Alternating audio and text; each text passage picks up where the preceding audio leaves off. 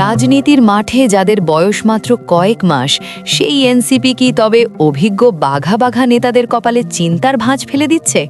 কেউ বলছে তারা কেবল আবেগের দল, আবার কেউ বলছে তারা ২৪-এর বিপ্লবের আসল উত্তরাধিকারী।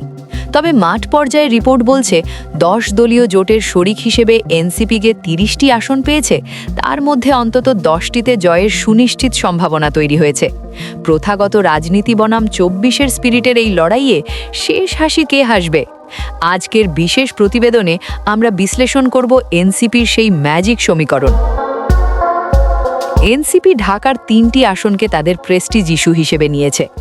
এখানে লড়াইটা মোটেও সহজ নয়, কারণ প্রতিপক্ষ হিসেবে আছেন বিএনপির সুপার হেভিওয়েট প্রার্থীরা।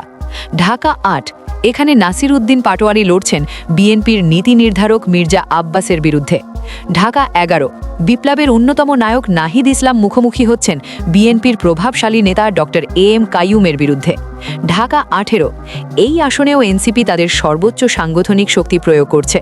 বিশ্লেষকরা বলছেন এনসিপির প্রধান হাতিয়ার হল সাইলেন্ট ভোটার এবং ফার্স্ট টাইম ভোটার। গত ১৫ বছর যারা ভোট দিতে পারেননি এবং ২০২৪-এর গণঅভ্যুত্থান যাদের কাছে আবেগের জায়গা, তাদের ভোটই হতে পারে এনসিপির জয়ের চাবিকাঠি। ঢাকার বাইরে এনসিপির অবস্থান আরও শক্তিশালী বলে বিভিন্ন জরিপে উঠে এসেছে। বিশেষ করে ২টি আসনের সমীকরণ এখন পুরোপুরি এনসিপির অনুকূলে। এদিকে কুমিল্লা ৪, এখানে এনসিপির প্রার্থী হাসনাত আবদুল্লাহ।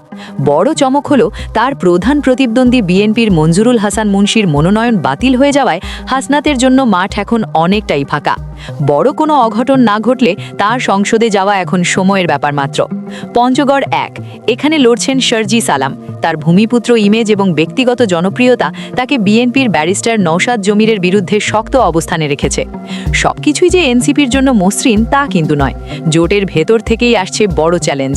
৩০টি আসনের মধ্যে অন্তত ৬টিতে জোটের শরিক দলগুলো জামায়াত ও খেলাফত মজলিস তাদের প্রার্থী প্রত্যাহার করেননি। নরসিংদী ২, এনসিপির সারোয়ার তুষারের বিরুদ্ধে মাঠে আছেন জামায়াতের আমজাদ হোসাইন। নারায়ণগঞ্জ ৪, এনসিপির আলামিনের বিরুদ্ধে দাঁড়িয়েছেন খেলাফত মজলিসের প্রার্থী। রাজনীতির ভাষায় একে বলা হয় ভোট স্প্লিটিং রিস্ক। তবে এনসিপি নেতারা আশা করছেন শেষ মুহূর্তে জামায়াত ইসলামের সঙ্গে একটি অনানুষ্ঠানিক সমঝোতা হবে, যা এই বিভ্রান্তি দূর করবে। মৌলভীবাজার ৪, এই আসনটি জোটের পক্ষ থেকে ওপেন রাখা হয়েছে। এখানে এনসিপির প্রার্থী প্রীতম দাস লড়ছেন বাংলাদেশ খেলাফত মজলিসের শেখ নূরে আলম হামিদির বিরুদ্ধে। হিন্দু অধ্যুষিত এই এলাকায় প্রীতম দাসের জয় এনসিপির জন্য একটি বিশাল প্রতীকী বিজয় হবে, যা প্রমাণ করবে এনসিপি কেবল ইসলামী দলগুলোর জোট নয়, বরং সবার প্রতিনিধিত্ব নিশ্চিত করতে চায়। আমরা কেবল ক্ষমতার জন্য আসিনি, আমরা এসেছি শহীদদের রক্তের ঋণ শোধ করতে। এনসিপির নির্বাচনী প্রচারণার মূল মন্ত্র। ৩২ জন প্রার্থীর মধ্যে অন্তত ১২-১৩ জন জয়ের খুব কাছাকাছি। নোয়াখালীতে আব্দুল হান্নান মাসুদ, রংপুরে আক্তার হোসাইন এবং নারায়ণগঞ্জে আল আমিন জোটের পূর্ণ সমর্থন পাচ্ছেন।